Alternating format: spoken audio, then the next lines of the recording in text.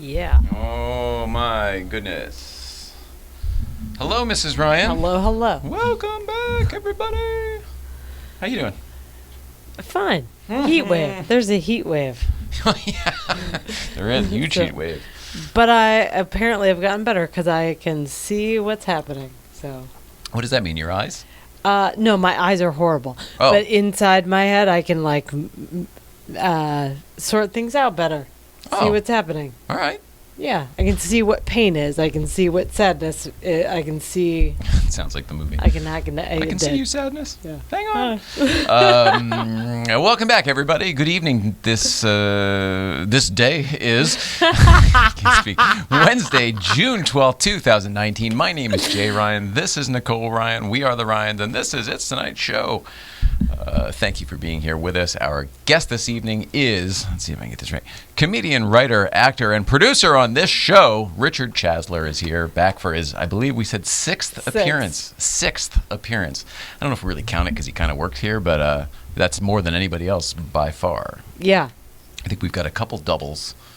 Any triples? No. Really? I don't believe so. I think this is the only. I think maybe Derek Whitaker might be. Oh, no, and Tori probably are triples, and Ray Schaefer at this point might be 2 or 3. I'm not sure. But either way, 6 is unheard of for us. So it's going to be fun to get him in here and talk about what he's been up to. He just got back off a little mini tour, so we'll catch up with him in just a few minutes. Show stuff, Mrs. Ryan. How was your weekend? It's been crazy busy. Yeah? How so? I like your shoes, by the way. Thanks. My memory's horrible. I don't remember the specifics, but I know we huge Breakfast Club. Yeah, huge Breakfast Club on Friday. Oh, yeah, the 9/14. Huge. Yeah, we knew it was going to be big. It was big anyway. All of the regulars that were there and some old school people we hadn't seen in forever, like Eric Wilson and Barry and Joe Maxwell. It was really great to see some of those cars and some of those faces. Unfortunately, I didn't get to really talk to anybody for very long, which is kind of a bummer because it's nice to see people you want to catch up and everything. But it was huge. It was very nice. And then the 914 Army showed up. Holy smokes. Jeff, Porsches and VWs, thank you. And 914 Rubber. Thank you guys for, I don't know how the event gets put together, but I know that them coming to Newcomb's was in part to these fellas that I just mentioned. So thank you. It was huge. It was awesome. It was so cool to see all those beautiful cars that we don't get to see here that often. They were almost all from out of town. Yeah, which was nice. It's so cool to watch everyone parade up the hill. Yeah, at 12 miles an hour. Yeah. Some of the regulars got caught in that mess. They were not all that pleased once they got to the top. That part was funny, but the cars were nice. Yeah, it was super cool. And that was Friday. That was Breakfast Club. I feel like we did something else later that night too, and I can't remember what it was. But we also Malibu Kitchen. Something happened at Malibu Kitchen. What was it? What did I want to mention there? I can't remember. We had a great time at Malibu Kitchen. How's that? Great. It's Spike's Car Radio. We should mention that. Happy anniversary to Spike's Car Radio. I didn't put the photo in, but here it is now. Happy anniversary to those guys, Zuckerman and Jerry Seinfeld and Bill from Malibu Kitchen. 2 years yesterday. 2 whole years. 2 whole years. Jeez. We happened to be there the day they were recording episode 1 on the porch. Spike's Car Radio on Podcast 1. Highly recommend if you're into cars and or those guys. Give it a listen. A lot of fun. It's a good group we have. It's another side of it. It's very cool that they're around too. Yeah.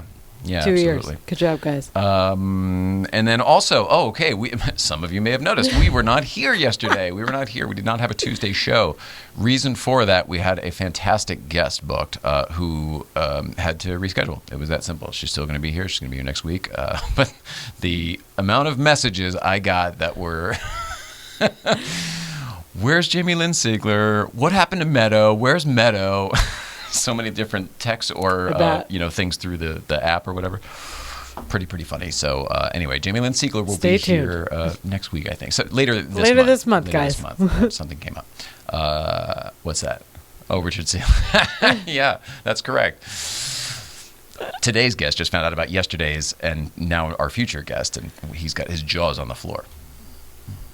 She suffers from MS also. It should be a nice conversation. Obviously, mezzo soprano as well. Yes. He's looking so that's what's going on with that. Staff-wise, we're making some changes on the show. There's nothing. You're going to see some names changes in the credits.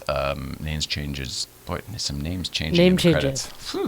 But there's no drama. Don't read anything into it. Our wonderful friend Tori, who's been helping us with automotive bookings, is going to still help where he can, but he's got multiple full-time jobs. And he just can't dedicate exactly what we require now that we're ramping up.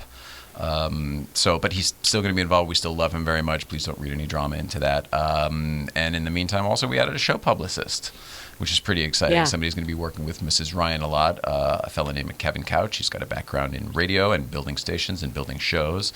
And he does PR for a living as well. And his name's Kevin Couch. He's going to be working with us. So that's pretty exciting. And Mrs. Ryan's building a team over there, which is cool. Yeah, he got me out of retirement. Yeah, it's great. Thanks, so we are still looking for an automotive booker. I know we've got a lot of people who are already helping us, so thank you for that. But we are looking for an official automotive booker. If anybody's out there, please send an email to, who should we send that to? You can reach out to either one of us, but ITS.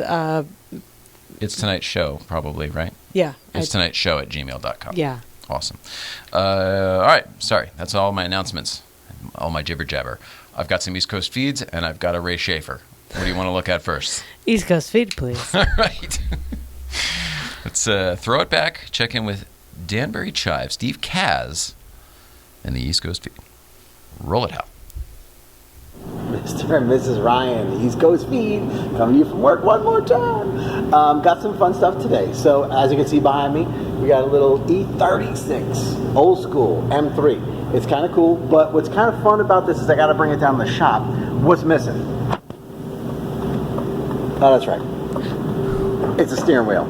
So the steering wheel's in there. I got a roll cage to deal with. It's just a big pain in the ass. But anyway, the car's going to the track this weekend, so we got to take some TLC, make it nicey nice, and that's it. And FYI, I got another special one coming to you in a couple of minutes. I'm just going to keep... Here he Hell is. with it, part 2. So I almost dislocated my hip getting in this fucking thing. But I wanted to share something fun now that I got the steering wheel on. This sounds like this. It's so throaty. But yeah, roll cages, cargo seats, fancy shit. That was it. Love you guys. Hit me again. All right, now that the beast is parked, I gotta show you something else that kind of fun came in today. Again, sticking with the old school theme, things you don't normally see, because usually we just get the bullshit normal brand new BMWs that come through. But this bad boy is primo. A 2000 540 old school body style in bright ass red with 60,000 miles. Look at this bad boy. What? Gorgeous. Do they come that way anymore? No, they don't make them like they used to. That was it. Sending you some old school love at BMW Ridgefield here in the parking lot. Love you guys. Oh, that guy. I like the gray, buddy. I love everything about it. Oh, it's so funny to me. I've got one more, also from Danbury Chive, also from Danbury Ridgefield BMW. This one's a little different, though. Oh, gosh. I know. Roll it, Hal. Good morning, Mr. and Mrs. Ryan. It's Evan. We're here working on a good friend of mine from the city's car that I just picked up on Wednesday in Manhattan. And there was a complaint. Evan, what was the complaint? Vibration while driving. Vibration while driving. As you can see, we're underneath the 7 Series, which the drive shaft is about to come out to replace the universal joint. But we found something pretty cool. Evan? We found a rat. We found a rat. Let's just go to the videotape. Because right here... Yeah, that's a rat. That is a New York City rat that we found stuck up the heat shield and right on the drive shaft. So that when I was driving it back, I was like, what is that rotational vibration under my butt? Oh, it's a rat. Welcome to New York, boys and girls. Love you.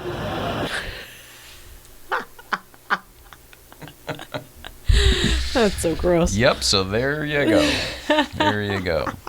I like also there, he said, let's go to the videotape. Didn't throw to the videotape, just moved the camera. However, he was doing a riff on a fellow whose name was Warner Wolf. He was like a sports guy, and he lived in Connecticut and getting somewhere.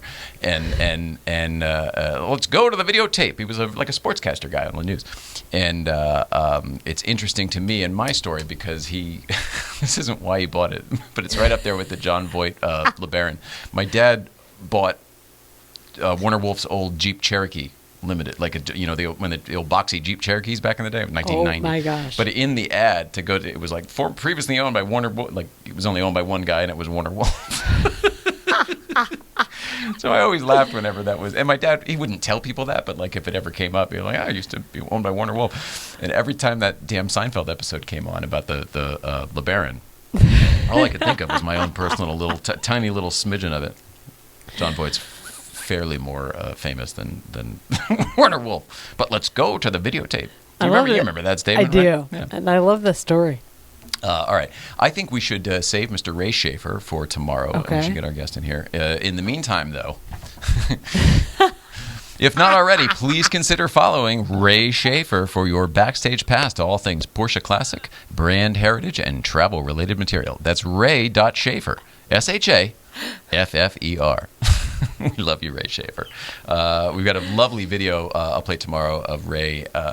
Just a weekend day and afternoon out. I'm calling it Life with Ray. I love it. So tune in tomorrow. We'll play that video. Mrs. Ryan, it's time to ask the question that's on everyone's mind because this guy has blathered enough. Dun-dun-dun-dun. What's going on? What's going on, Mrs. Ryan?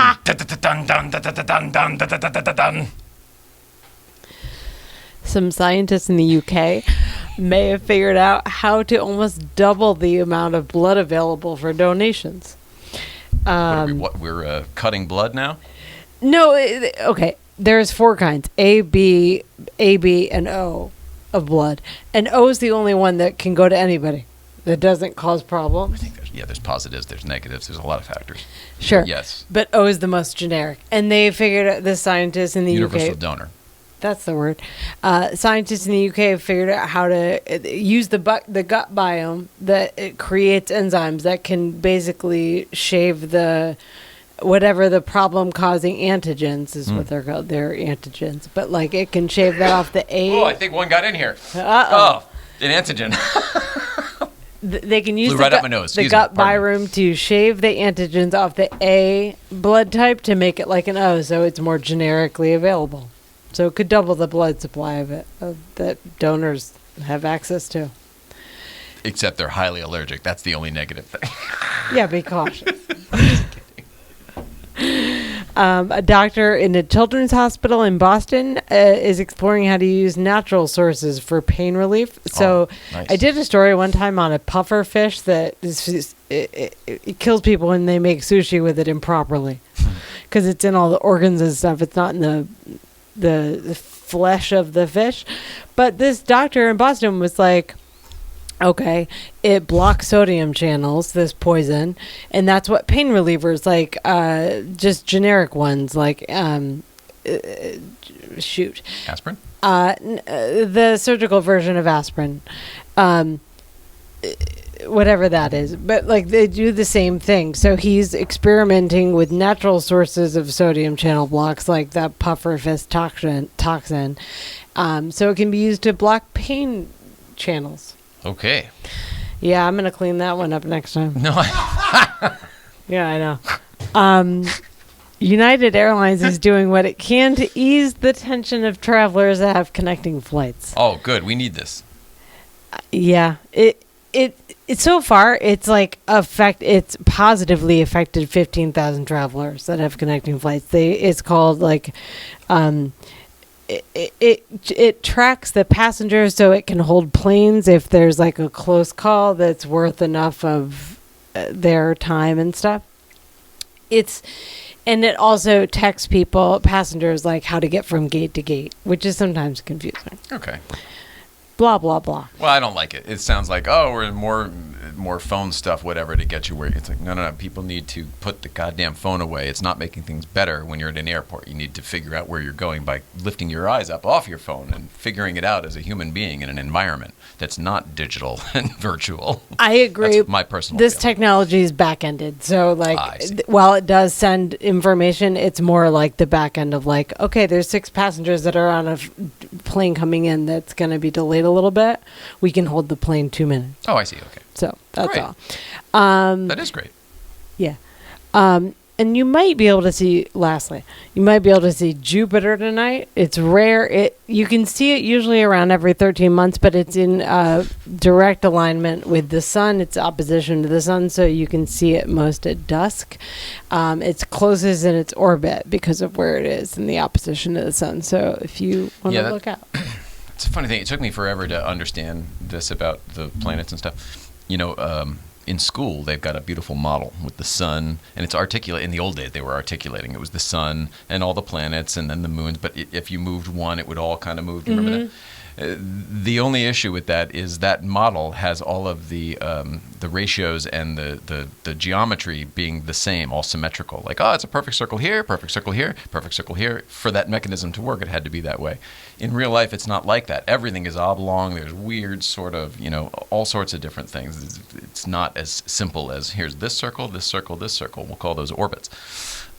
So when it comes to this stuff of like, oh, Jupiter's closer than it usually is, I understand it more now than I ever used to, and I'm hoping that maybe me showing you how I understood it will help you understand it. Yeah. I don't know if it matters, but it helps me, at least when somebody starts opening up their mouth about it, it helps me understand it a little bit better when I can at least visualize what the hell they're talking about. Because it's all, it's all out there. None of us can really. Yeah, it's all out there and lay it all hands on changes, so. Take a gander at this. Hey, that's been What's Going On. Dun, dun, dun. I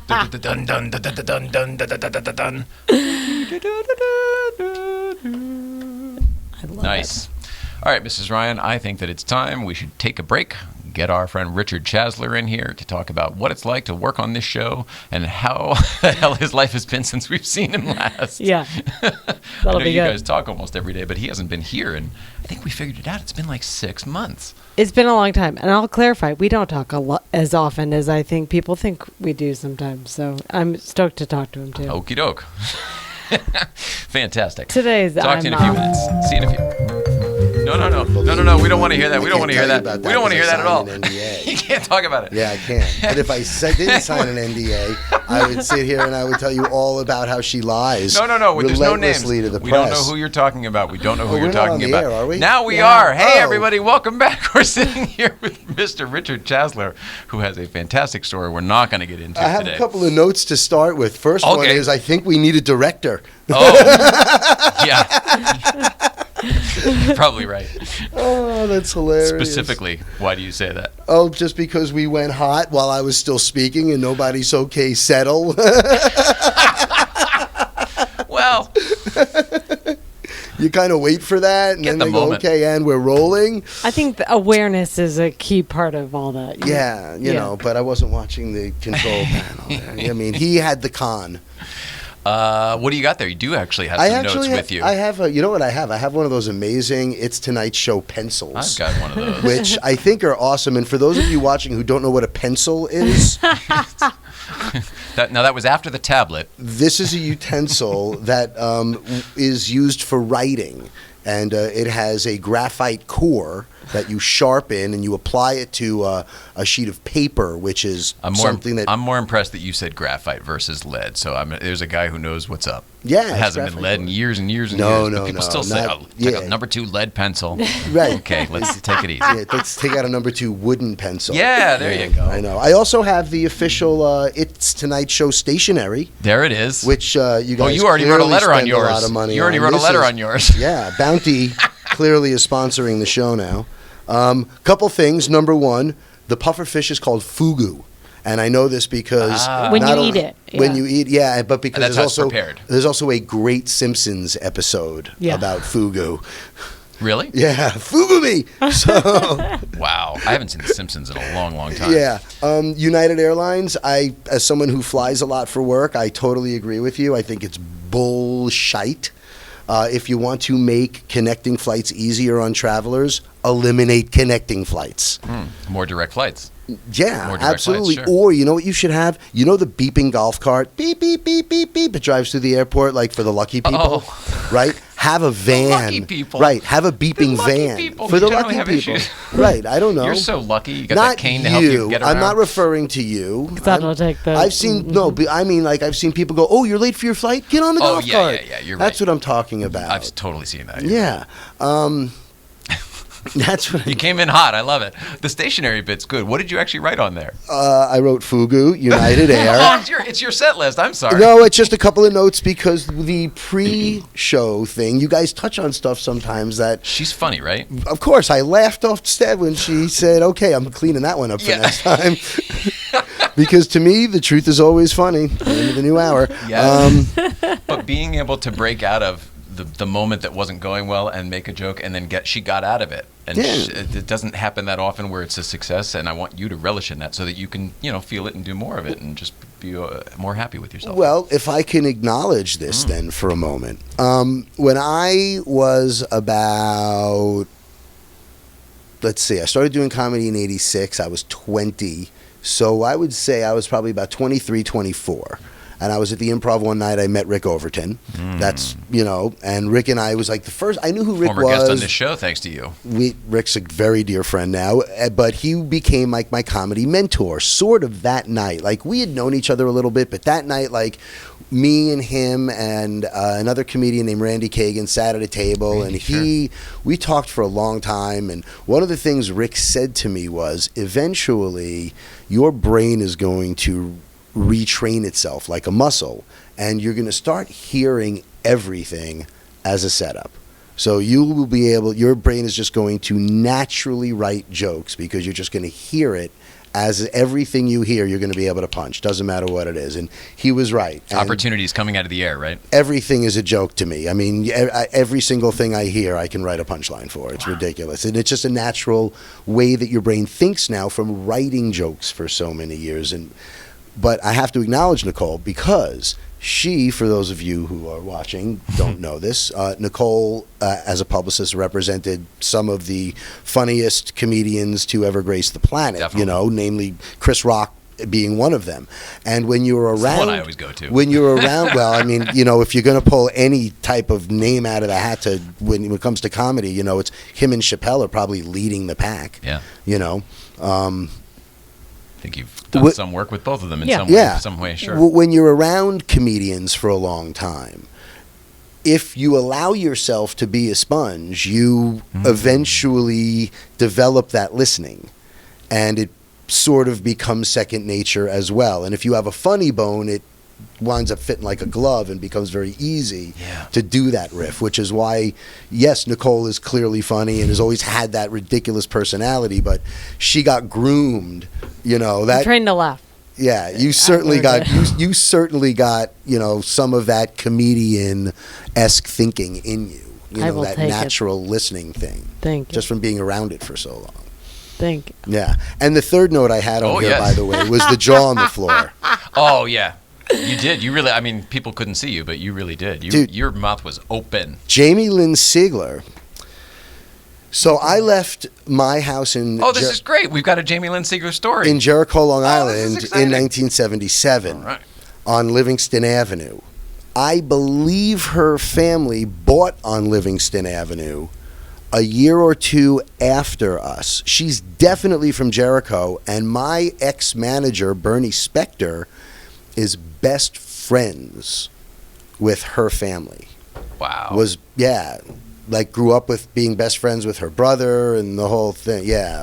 That's so wild. Yeah. I'm making notes here to ask her about this stuff. They're very good friends. But I've always thought she was awesome. Really raw, available actress. Too, right? Yeah, of course. Yeah, but I'm Stella Adler trained. So when I watch stuff, I look at how deep is this, person, and it's funny because I'm about to get chastised for this, but I love James Gandolfini's work. Why? And- Why? Why would you get chastised? I'm not for that? finished. Oh, I Comma. Sorry. But I don't know, man. I found his work to stop. At his depth stops at a certain point, unless he was just horribly typecast. Even as Tony Soprano, even in that stuff, yes, the work was brilliant. I think for James Gandolfini. You know what I mean? I think there's other actors who have more available depth. And believe me, I love The Sopranos, and I got to meet James several times. I have friends who are very good friends with his family. Sure. And I thought he was great. And the Mexican is truly, I thought he was so good in that movie. I can't even tell you. Okay. I don't remember that. But I always felt like maybe it was... The old movie, The Mexican? Not With a old, movie but about the the gun. 90s where he shoots the bullet. Yeah. Yeah. It was Brad Pitt or somebody else? In Yeah. It? I love that movie. Nobody's seen that movie. I love that movie. I love James Gandolfini. I think he was great. But forgot he was in it. my point is that Jamie Lynn Sigler is one of these actresses that's so raw and has so much depth. She's like this endless pool of depth when you watch her work. Wow. Yeah, I've always loved her work. What other than The Sopranos? Or are you speaking specifically? I'm speaking about The Sopranos. Yeah. Because she grew up on that show. I'm Yeah. looking forward to talking to her about that. Yeah. Yeah. I kind of want to be here.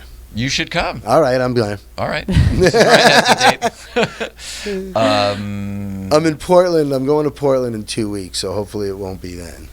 I think that's probably when it is. No, it's either next week or the week after. It's this month. Oh, I'll be here. We were going to get to that at the end, but I actually kind of would love to talk about it because So talk you're not about just anything doing you a want. date in Portland. What did I'm you get here. invited?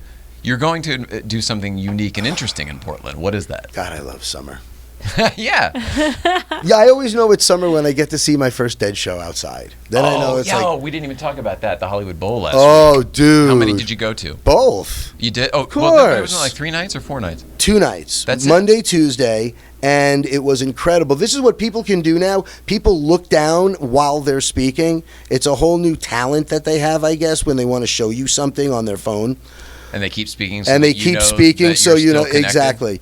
It's the weirdest thing, but oh yeah, I don't know if you can show this, but Oh yeah. That's a great shot. Can we come in on that? Yeah. No. I'll just get it right here. That's a great shot. Thing right there. Oh, Look at that beauty. come on! That's And I'm beautiful. You had telling great you- seats. Yeah, and Nice John. and low. Mayer- Are you in the Thanks. garden seats there or something? Or is that just? A Thank great you, picture? Jeff Wills. Oh really? Is that how you hooked it up? Willsy. Well, his assistant. They're so cool. It's a great team over You there made a at phone Live call. Great Nation. team over there. Yeah, thank you, Live Nation. If you are one of those people who don't love Live Nation, flip the coin over. They work hard to make it right for you. Wow. You know, yeah, they got to make money doing it. You can't curse them for that, you know.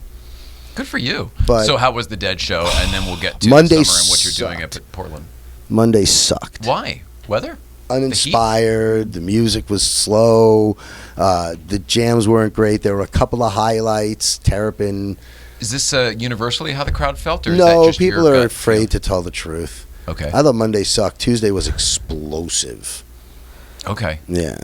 It was definitely the show, though. It wasn't your tone. The drugs? No, your Oh, tone okay. and attitude. I mean, you know what I mean? Something great happened on Tuesday after a shitty Monday. Of course, everything seemed better. Okay, the show. No, I was like, energetic. Monday, I'm like, come on. I'm screaming at John Mayer the same way I used to scream at Jerry. Come on, man. Play the thing. Like, yeah, there No were nights I shit. saw Jerry in like 93, 94 where he was so junked out on heroin. He was like, I saw I Jerry see what not you're out saying. on stage one night. Like, come on, I need to hear notes. I'm not here to like listen to you strum, John Mayer. Play some freaking notes. And then Tuesday night was just Great. blew so good. Was it a different set? Always, yeah. Both set lists were great. If you look at Monday's set list, you're like, whoa. But I'm telling you, I felt the playing was a little uninspired. Some of my favorite songs, I'm like, come on, where's the jam? It just was third show of the tour, you know, with me, you know. But Tuesday night was well made up for it. We'll get to Portland in a second. Are you still drumming? Do you still drum? Yeah. Yeah, I was making your wife nervous earlier. When I was No, I know. backstage. I meant with your real drum. Yeah, of course. I tap all the time too. Of course, you know, absolutely. And for regularly? hire. Are you? Always. You do gigs? Sure. Nice. Absolutely. And I've played with some Pickup pretty guy. special musicians in my life. Give me somebody. Tell me somebody, because you're not known as a musician, even though I happen to know you're a very good musician. I started playing drums when I was almost 7. And we have that in common. The whole thing. By the time I was 9, my drum teacher had me in New York City on Saturday nights playing at the Sans Souci, like sitting and playing jazz. Like I got it quick. It was a natural thing. Unbelievable. Like, yeah. I've played with Tower of Power. What? That's incredible. Did you tell me that previously? It was at a private party. I grew up working at a place called the Wiener Factory in Sherman Oaks and on Ventura Boulevard.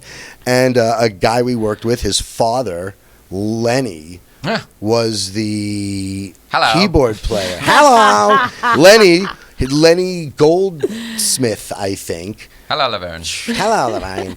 Hey, Levine. God, I love those guys. Were great. People are going, who are they doing? Yeah, there are people literally at home that have no idea we're Jimmy doing Kimmel will bring Fonzie and that Richie. back next. Yeah, Lenny and Squiggy, that'd be great. His dad played in Tower of Power. He was like the keyboard player in Tower of Power. No shit. And one night there was a party, and he goes, hey, my dad and the band are playing at some private party in Beverly Hills. Let's go. We can go hang out. So I went, and Lenny literally saw him. We were there, and he says, you want to play? And I was like, hell yeah. How old So were I you? got... I mean, you're still young, right? Like, this is still impressionable? Yeah, I think at this age I was probably 20s? 18, 19, even younger. Yeah, for 20. sure. Yeah. That's incredible. Yeah. Did you think it was incredible at the time, or was it you thought you were going to have a world like Forrest Gump, like a life full of these experiences? This is just the one of many. Tonight it's Tower of Power. Next week, Yeah. I don't know. I didn't really think about it. I was kind of nervous. I didn't want to fuck up, Totally. You're a big Letterman guy, too, so you probably remember the Tower of Power horns used to sit in with the Letterman band and everything later on and everything. So Tower of Power just was such a fucking force. The music... Oh, I'm sorry. What? Am I boring you? No, I'm listening. You're speaking, and I'm in my head remembering the experience. As you're talking about Tower of Power being such a force, I'm literally sitting here going, fuck, dude, you played with Tower of Power. Yeah, okay, like, good. Literally, You're finally having the moment because I'm so impressed. Yeah. Yeah. You're bringing that... You're creating that for me. Tower of God, Power's you're a good big host. deal. They're a big deal, man. You really are. You're a good host. You say things in such a way with the right, what's the word I'm looking for? The right timbre in your voice. The right, it's not hard. It's very soft. It's very easy. You have a very down, comforter-like voice. If that's true, this has all come from doing this, as you know, because you remember. Oh yeah, because you used to sound like this when you first started. Yeah, No, let me talk. Right. That kind of thing, and trying to learn the job. The whole trick I know from doing radio for a long time is, you ask the question and then you sit back and you ask the question and then, you know what I mean? Yeah. Like, it's a hard skill. A lot of people can't learn it, but you got real good at it. Seriously. Having somebody in the chair who knows how to panel is a big part of it too. I found in the beginning, I find really quite often now, but I know how to handle it. Sometimes people just talk, whether it's nerves or whether this is their only opportunity to get all this stuff out, or for whatever reason, whatever the motivations are. Somebody who actually forms and puts together thoughts and then phrase a professional communicator such as yourself. Well, that's interesting. Makes it much easier for this person in the chair. Thank God I'm an actor and a musician and a writer and directed a lot of theater and a couple of films and a stand-up. Because stand-ups are probably the worst interviews on the planet. They're hard to wrangle. Oh, the worst. And I know because I hosted a show, and when I'd have comics on, I would be like, dude, this is not your show. Yeah. Okay? This is my show. Yeah. You're the guest. Be the guest. But, comics, they just want to take over. Hi, I'm Martin Short. And all of a sudden, it's like it becomes their show. Meanwhile, though, who doesn't love Marty Short doing just that? Exactly. But the point is, hello, I'm here. But I think it's a good opportunity for comics to actually say I'm more than one-dimensional, The goal for us is to show some of that. You know what I mean? To get in there to show some of the behind the curtain for some of these people that don't normally show it so freely. Right. Well, the best thing about this show, seriously, like one of the best things about this show, other than me getting to see Nicole, is that. Do you remember back in the 70s when talk shows were talk shows? Yeah. Not Before they were promotional machines? promotional machines, exactly. Where you come on if you have something to pitch and we roll now. By the way, the clip they roll now is what, 15 seconds? Oh, yeah. They used to be a minute and a half. And then you'd watch that and then you'd go, the crowd would always go, oh my God, I got to go see that movie. Now it's like, what did I watch just now? I Shiny saw thing, flashy, boom. with product placement. You know what I mean? Yeah. And that's like what a talk show is now. But remember back in the day, they would sit, it was an hour and a half and everybody had liquor in there. Absolutely. They were smoking cigarettes. They'd move over on the couch. Absolutely. And Phyllis Diller was hanging out with Don Rickles, who was hanging out with Jim Fowler, the bird guy. You know, Just passed away. Now, what you're drop this thing again? I'm going to put it in throw the it through chair. the window. We're on the desk. What you're describing is exactly what all of my influences are, though. So Right. whenever somebody is saying, oh, you should do the podcast and you blah blah blah, and it's kind of like, yeah, totally, but then I won't be stimulated in any way, shape, or form. I loved Tom Snyder. He's one of my favorites. Dick Cavett. That's good. That's pretty good. But that was even his thing. Tom Snyder. Now you're doing SNL, really, but Well, I'm doing Dan Aykroyd Yeah. Tom Snyder.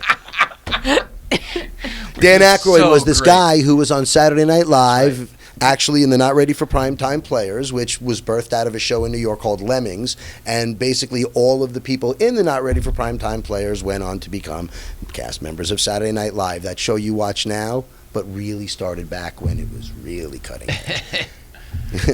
It's one of my first jobs. I totally appreciate all of it. Oh, I didn't know you worked on SNL. I was a production assistant at NBC, so I worked at Conan, Saturday Night Live, Rosie O'Donnell at the time, Today's Show, Dateline, like and all the stuff that was going on in the building. How did you feel the very first time you walked into 8H? It's magical. It's absolutely magical. I had it for 6A for Letterman Right. and 8H for SNL on the same day, and it was absolutely magical. It changed my life. That we're doing this today because of how it felt when I walked into that room. Right? That's not a joke. That's the reason all of this is.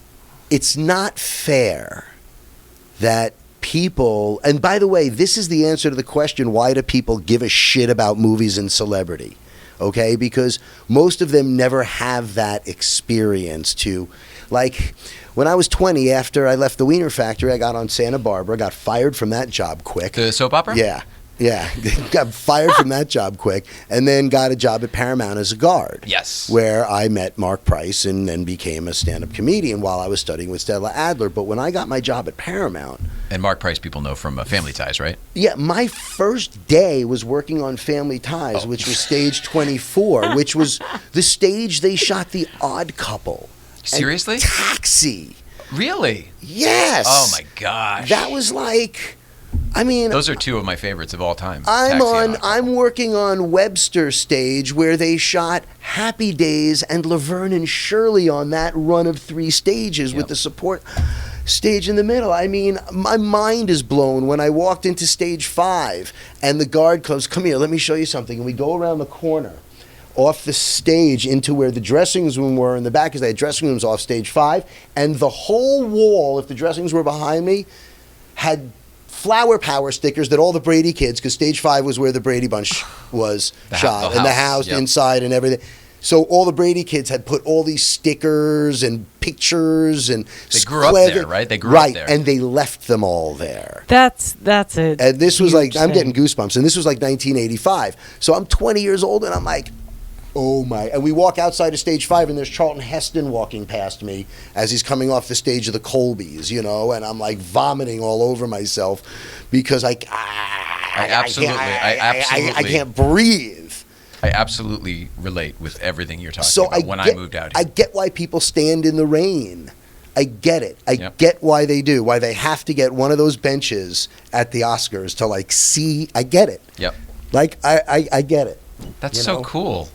You get got a little emotional there. Yeah. That's so cool to me. Yeah. It's pretty cool. I get it. Have you been to SNL? No. We went, but then we didn't go in. It's a long story, but He's emotional about this. Why would you ask about SNL? Because I'm me. She's about to hook me up. No, it's just incredible. And he started talking about whatever. I the get beginning it. Of the experience. I get why it's pretty people. magical. I get it.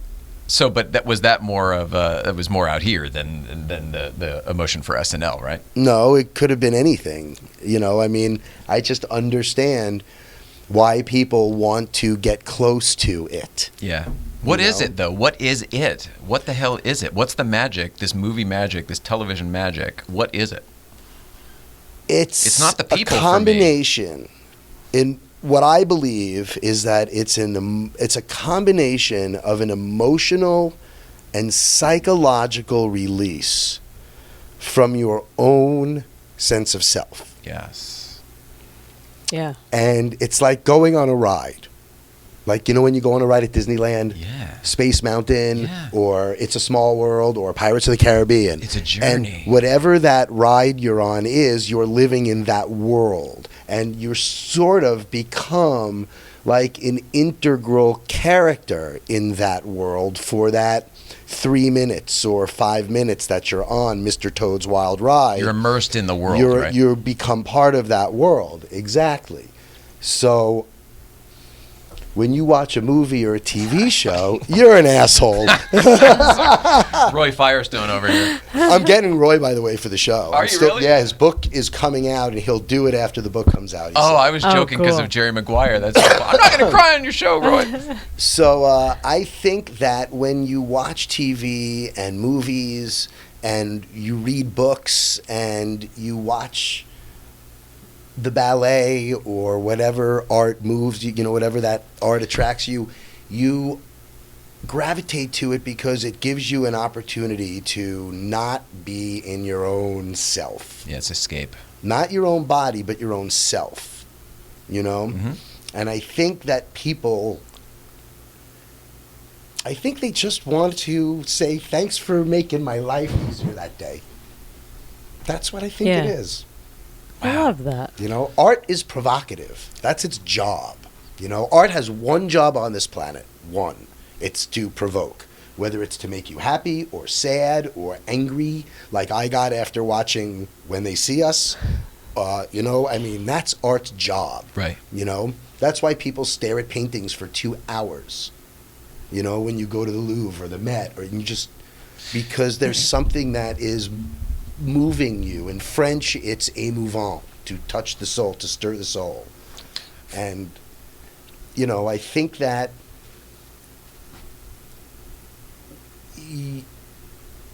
when you get angry or when you get happy or when you get sad or buy something, no matter what it does to you, you're going to turn and look at it again. Something is doing something to you. Right, there's a draw. There's a draw. When you were talking about specifically those studios Sorry. and the feeling, why? I don't know. We're all on a journey together. Might get there myself right now. For me, it came down to it represented something I already loved before I set foot in the studio. I already knew what I was going to see. You know what I mean? Like I already loved Saturday Night Live. I already loved what heck it was. But when you go to the place where the creation occurs, where the creative happens, where these things are birthed, where these thoughts occur, where these moments have happened, transpired. For me, that's why I love film locations more than actors. Did you watch? Go ahead. I'm sorry. No. I get more moved. I get more starstruck over the Nightmare on Elm Street house than I do from the conversations I've had with Robert Englund or the girl from the show. You know what I mean? I completely know what you mean. Or when the I Brady Bunch house versus talking to Greg Brady. Imagine being in a replica set when we did Hitchcock. Oh man. I can't even imagine. House. I can't even and imagine. being on the set, which they recreated. They recreated that set. You were an actor in this, right? Yeah, I played the actor Martin Balsam. So film within a film. Yeah, well, the film they're Hitchcock. showing the Hitchcock. Correct. But it was weird when you walked on the set because they had the original banister, the original bird all the original stuff at the bottom from the original Psycho, which was in that set. He got like a few of those pieces were available to be on this, and we were all just like, yeah. So you get it then. You totally get it. yeah. Yeah, I mean, this is an element of that for me. But you realize that, like, I get that too if I go to a ballpark. Oh, sure. Sure. You know, it's but not again, it represents that love. This is the place where it occurs. where something it's really, you know what it is? I don't even know if it's a love of sports or a love of theater or a love of film. You know what I really think it is? I think it's a love of history. Mm-hmm. Okay. That's what I think it is, because I'm a plaque reader. You know what a plaque reader is? I assume one who reads plaques. When you walk through New York City, period. You know, whenever you are, wherever you are in New York City, You stop at a park. You stop at the you building. start you at buildings all Yeah. over the place have plaques on them, because Absolutely. some of them have been up 150 years. In other words, Macy's on Fifth Ave. 34th Street, when you're walking across 34th Street, as they acquired more and more of 34th Street to make Macy's bigger, one of the buildings they built has a plaque on it that says, "In this building, Thomas Edison ran the very first talking motion picture in the so-and-so theater that stood on this site."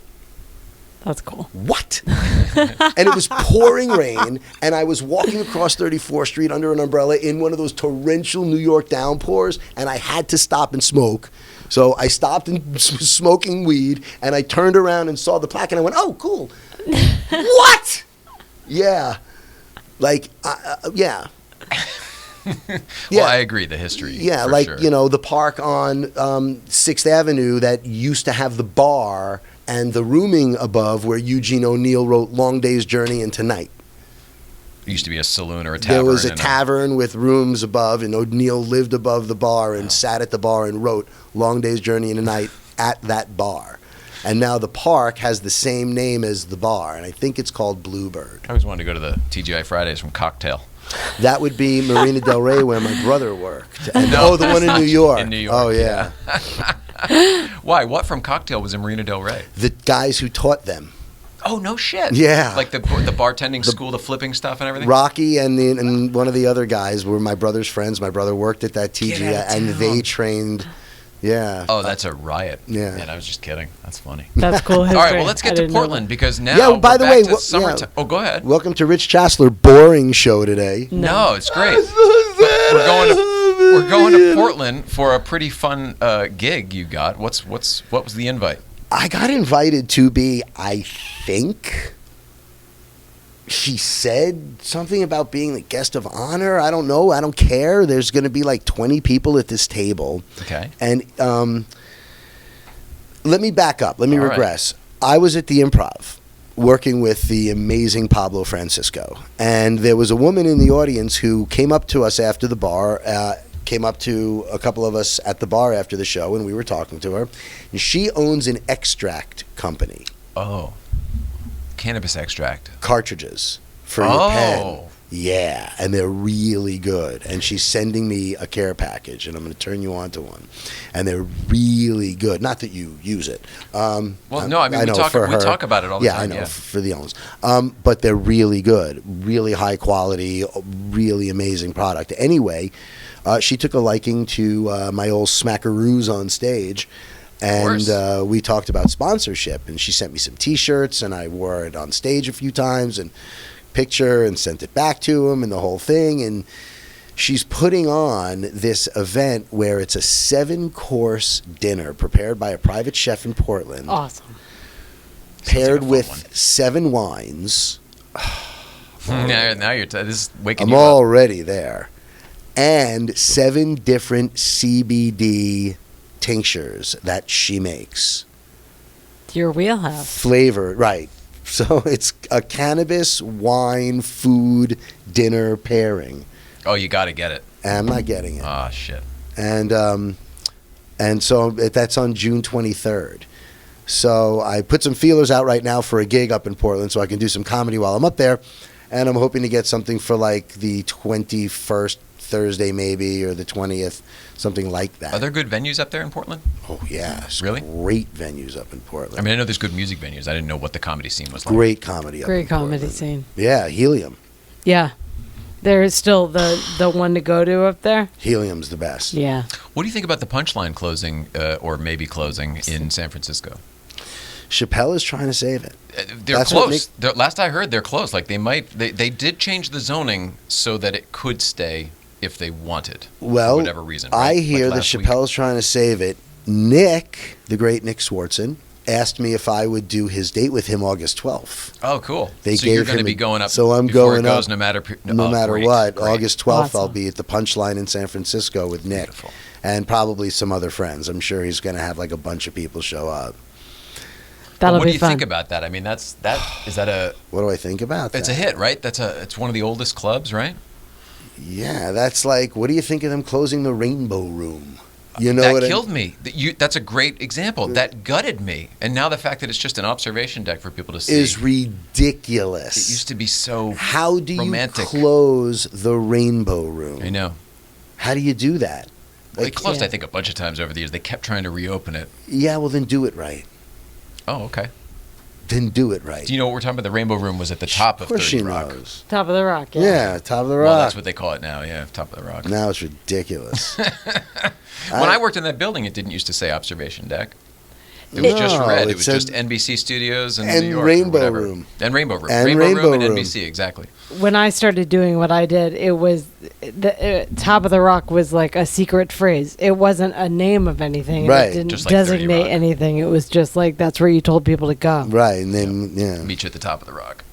Yeah. It's a cool space. Get out on 67. Closing, like, I mean, I'm so happy Musso and Frank in LA is still open, you know? I mean, these places have real, and we're talking about history, you know? Yes. I collect movie posters, but I You collect still do? Humphrey Bogart, Woody Allen, you know, but to me, there's something historical about them, you know? That's why that's one of the things I think I fell in love with about the Grateful Dead, is that they let you record the shows. So now you have this litany of cassette tapes with all these bootleg cassette tapes and to me, every one of those shows is a piece of history. Yes. And you get to have Yours it. or theirs, it's absolutely a bit No, of it's history. yours too if you were at the show. That's what I mean. Yours or theirs. Yeah, Either and they way. gave it away because what do we care, you know? Don't they still do that? You can, or I think You can still buy tape it the shows. now, but they have. You can just get the show like that night. They're all You could uploaded, right? tape the shows, but now they make it easy. Yeah. That's what I mean. You can get a fully mixed version of the show from them As you're that walking night, out. Download it. Yeah, As you're that's walking amazing. out. That's amazing. It's pretty cool that they do that. A lot of bands don't that I know of.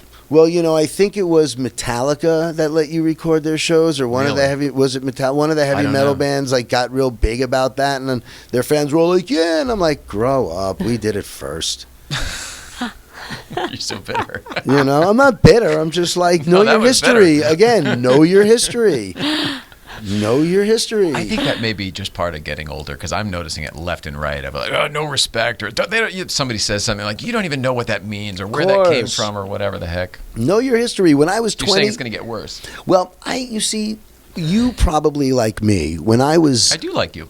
I like you. When I was younger, I was always hanging out with older people. When I was literally 10, I was attracted to the older guys down the block. I always wanted to be with the older people. You were not older stimulated by kids. the folks your age. Absolutely Same here. not, never. Same here. And when I was 14, I got a job at the Wiener Factory, and all the guys there were 24, 25. You know what I mean? Just feeding my head with relentless amounts of like Adult. rock and roll and comedy and adult. That's where I found my funny bone. I mean, I was a class clown always growing up doing stupid shit, but that's where I found my funny bone. Really? Oh, yeah, definitely. Those guys were, I referred to them as How old are you at this point? 14, 15. Wow. Yeah, I refer to them as misplaced intelligentsia. That's how I referred to them. One guy was like 4 units away from his psych degree at Santa Barbara. Another guy was like a genius who was a baseball player and played at Northridge with Jason Thompson and threw his arm out and couldn't play anymore and wound up. Are Like, these pot smoking guys? yeah, Okay, every one of them. okay. All right. Every one of them. All right. Smoked weed, did blow. We all, oh yeah. But Okay. this was back in the day. I mean, Sure. they taught me everything. Wow. Yeah, I'm just it- trying to picture it. I actually saw the Dead shows with my old boss from the Wiener Factory and his 28-year-old daughter who works on a grow up in Oregon. Oh, my goodness. Yeah, Oh, my true. God. Honest to God. Oh, yeah. They taught me everything. I'd already been playing drums for 8 years. I had tons of records, but they got me tickets to concerts. Like, I started going to mega amounts of shows. And the education, man. It's all in education.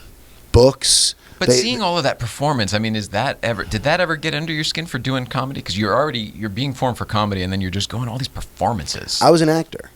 I was Oh, yeah, you already were already acting. an I was actor. already Yeah, doing that's right, theater all that's through right, elementary that's right. school, high school. So God, you were always performing. I was always acting, but then like I saw Steve Martin open for the Blues Brothers at the Universal Amphitheater. Like they had tickets. They Did go, you hey, really? yeah. They go, Across hey, the we're going. street. The Universal Amphitheater before it had a roof. Yeah, when it was an amphitheater.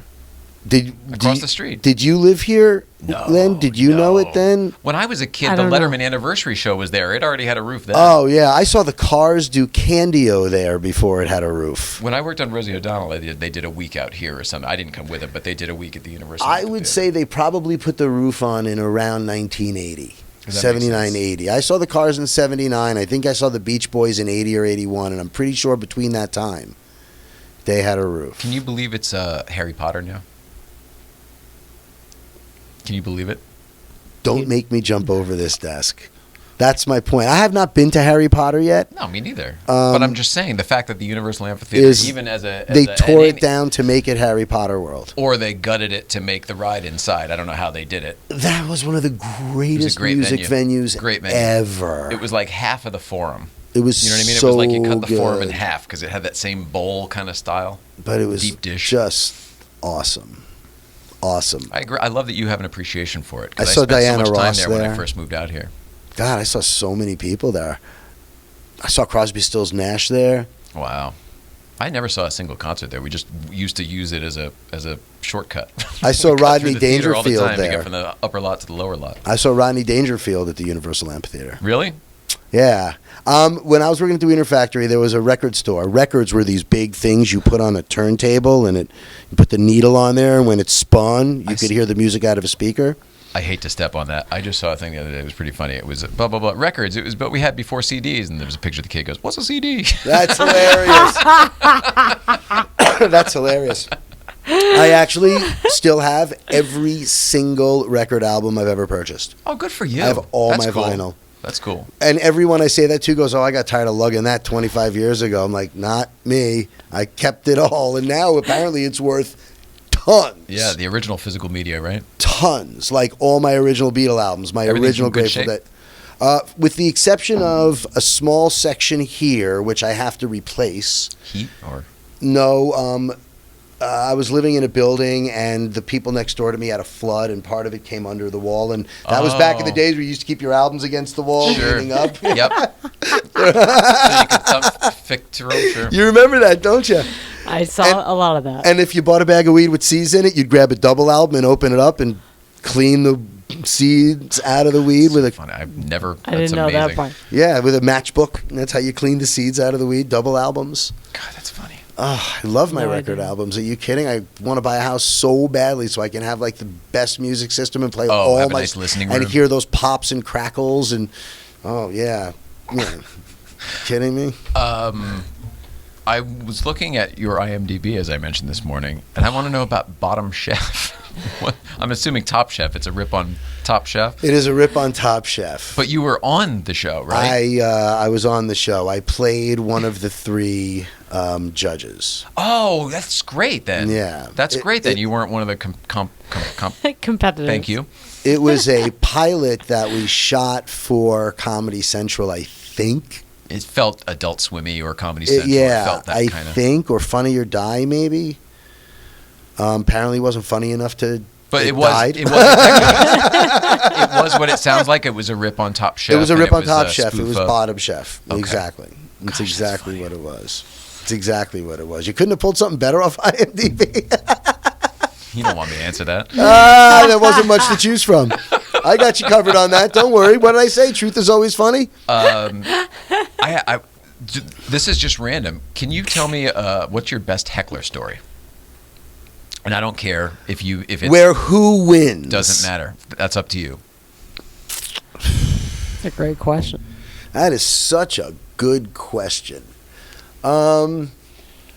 Geez. Two come to mind. I lose both. Well, there's honesty again. Let's hear them. Give them to us both then. Well, actually, no. I think I won one of them. All right, then give First us one, one- and then I have another question. First one, okay. Well, Lake of the Ozarks, Missouri, maybe. I was working. I had just started headlining. I was about 7 or 8 years into my comedy. It's like 1991, maybe 92. Do you watch Ozark? Yeah.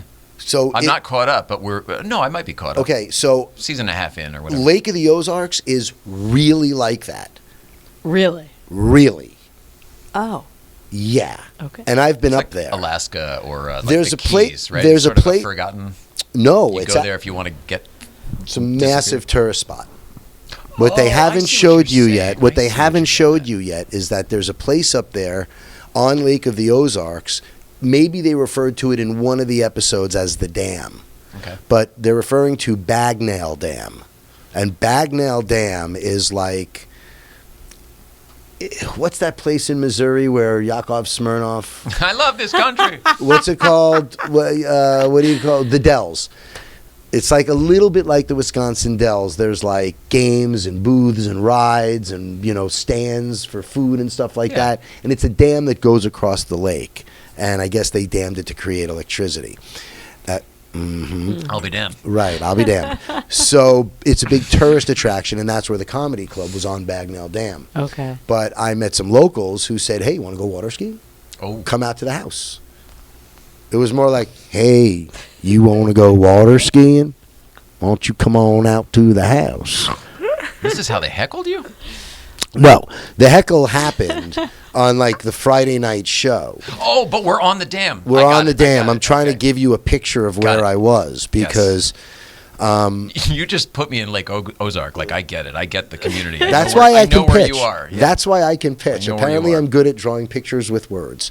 So I am working the comedy club that night, and it's the first show, and I think it was Friday night, and I'm maybe about 15 or 20 minutes in, and this guy kept, we like to call them the agreeers. Yeah, totally. Absolutely, Right on, bro. Right on.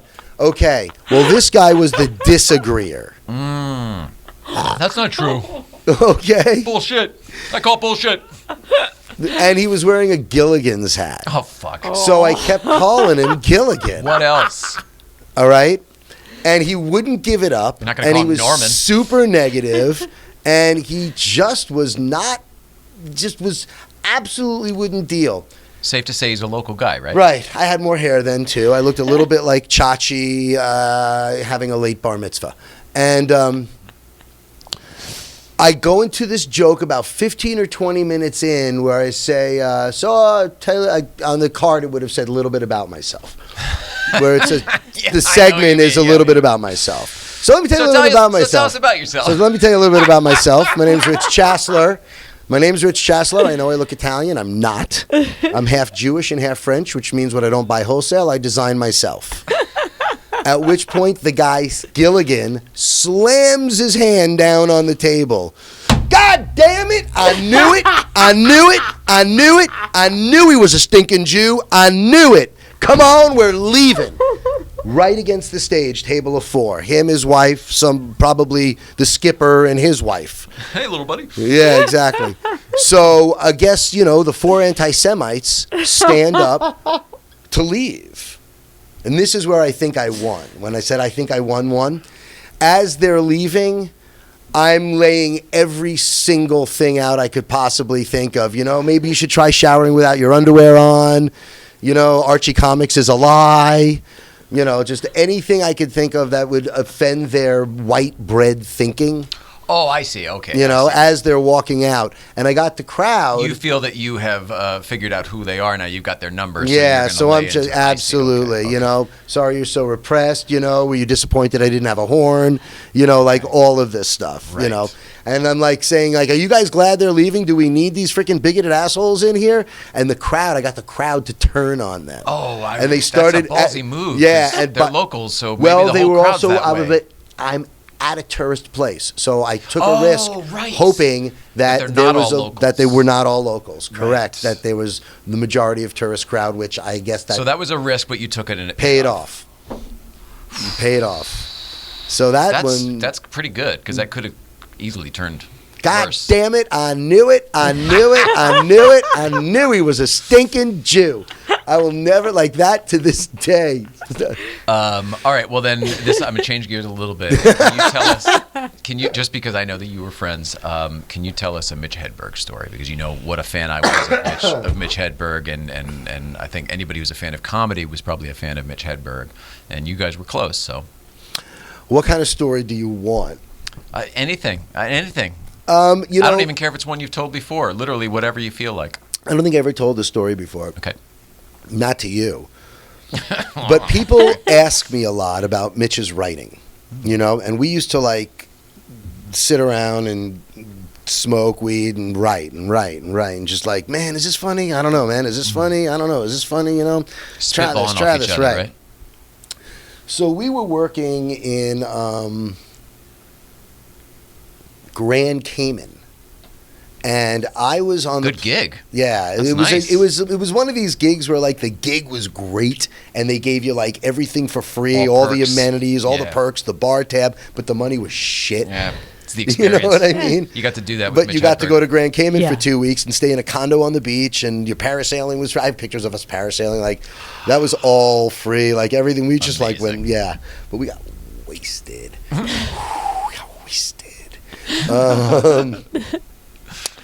So I'm on the plane and I'm just writing, you know, just whatever. That was a fun trip, by the way. Talked my way into first class on that one. It's all coming back to you. I remember that now, yeah. It's all coming back. Got wasted on the plane. So I'm writing jokes on the plane, and I wrote this joke, and as, you know, it was like kind of based on something that was written on a wall somewhere, and I wrote the joke, and I read it and I was like, that would never work. I could never make that joke funny. But when I got to Grand Cayman, it was totally a Mitch Hedberg joke. So when I get there, like Mitch was already there and the show had already started and Mitch had already gone on stage. And I walked into the comedy club with my luggage. I don't know if there was a delay or maybe I wasn't working that night. I was going to work like Thursday, Friday, Saturday, Sunday the first week, and then do, you know, because he called me late. It was literally one of these deals where I had just gotten back from the road and I had just gotten into my apartment and my phone rang like 6 hours later. I was like, man, what are you doing? Right. I'm like, I just Thought I got was home back for a from the couple road. days, I yeah. just got home. Why? He goes, man, I'm in Grand Cayman. Meet me down here. Oh, God, I'm like, so- what? He goes, yeah, I'm going to buy you a flight. Don't tell Lenny. Yeah, so he wouldn't tell Lynn like that his wife that in fact Lynn, if you're watching, sorry, That he paid that for he you would to buy get you there, yeah. and double our pay and like whatever Lynn said, just give him this much, which Mitch would always like give us extra money, like don't tell Lenny. So I flew down like literally like the next day. I flew to I had an almost expired one-way ticket to Miami that I never used, so I used that to fly to Miami. Flew from Miami to Grand Cayman.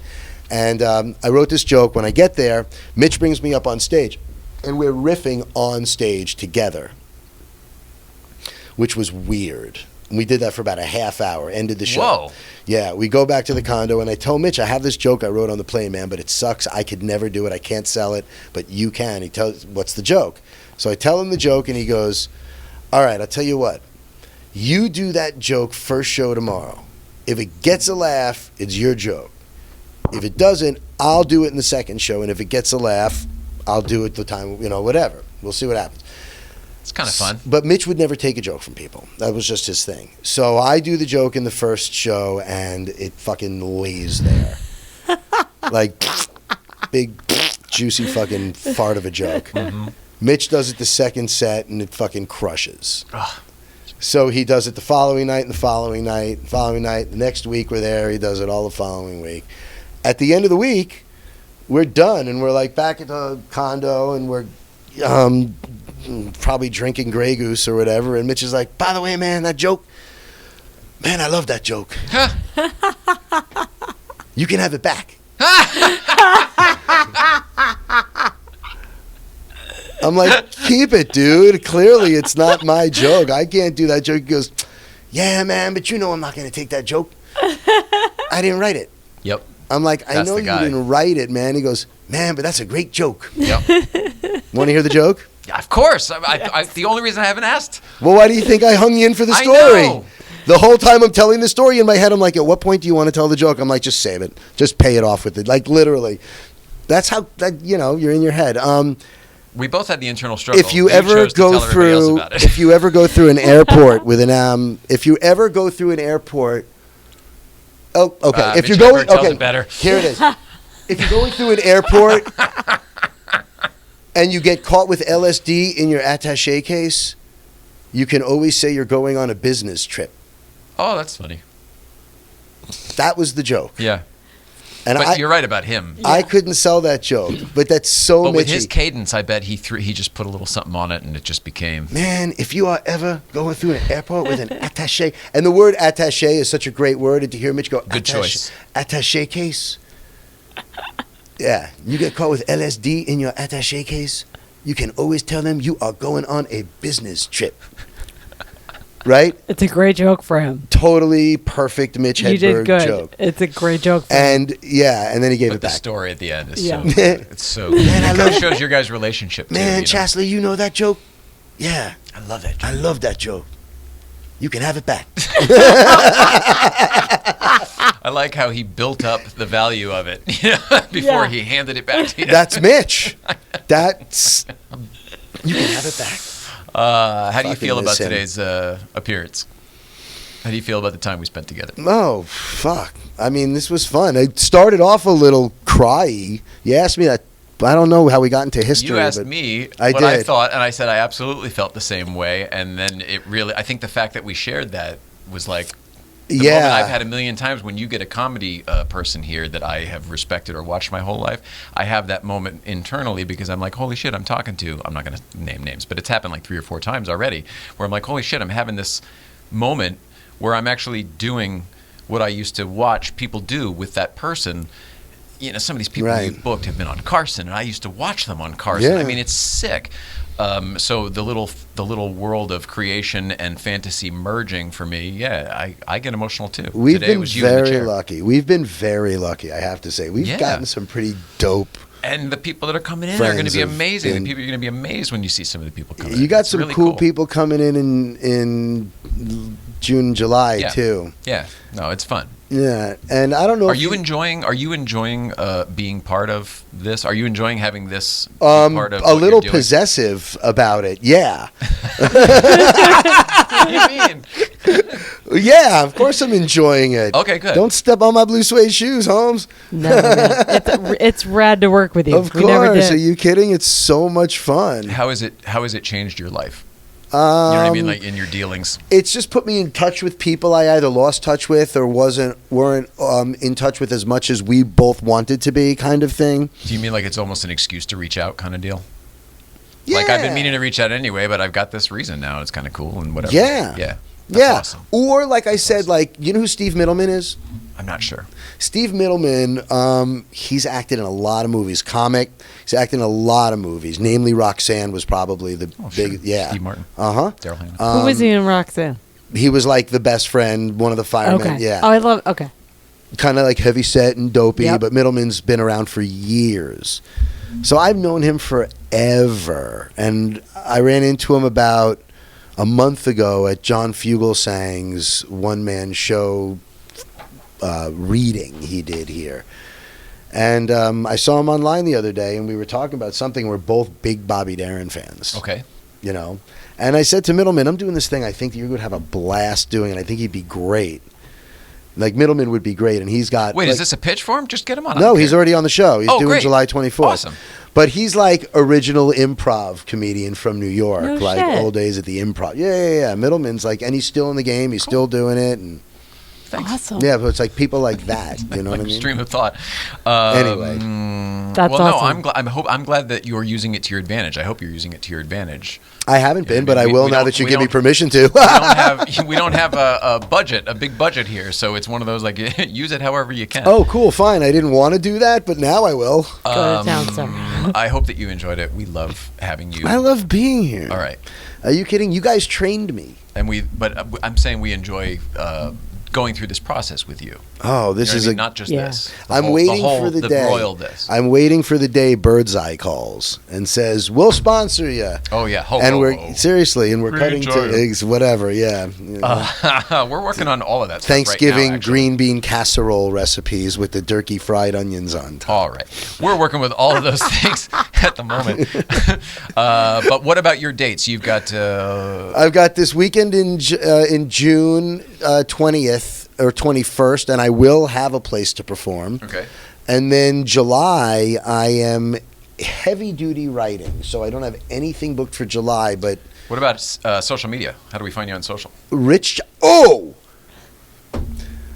Richard CHASSLER is all my social media. So Perfect. okay, but you can't find me on Twitter anymore. I've been suspended from Twitter, and I am still going through channels with other publicists trying to get this fixed. And I don't know how, and I want to sit here and badmouth Twitter, but I'm not going to. I'm going to stroke them. All right. And I'm going to say, "Good Twitter. Thanks for suspending me for nothing." Let's wrap it up. let's get a Twitter expert on here who can get you back on Twitter. Let's. Or whatever. You know what I'm saying? Yes. Let's find somebody. All right. Thank you so much, Richard CHASSLER, for everything, being here today, and for all of the efforts that you put into this product that we're putting out. Well, Really thank you appreciate for letting me Yeah. be what is my 6th and apparently my final appearance on the show. Good. Don't worry about that. Mrs. Ryan, let's see. Who do we have tomorrow? John We've got Juan. John Juan Hold Album. Oh, John Juan Hold Album. John Juan. I was about to say, Here we go. Tomorrow, John Juan will folks. be- Tomorrow, folks, we've got My next guest. My next guest. The latest album. I have a copy of it right here. Hold on. by the way, an album. Yes, an album. Do you And know how a- hard it was for me to not pull that up earlier? So cool. Would have ruined my little joke here. Come on, wrap it Anyway, up. John Juan will be here tomorrow. That's his album. And then Breakfast Club on Friday. Mrs. Ryan, I love you so much. Love you Richard too. CHASSLER, we love you so much. Always great to be We here. love everybody seriously. at home. Thank you. Please love one another, and we will see you tomorrow.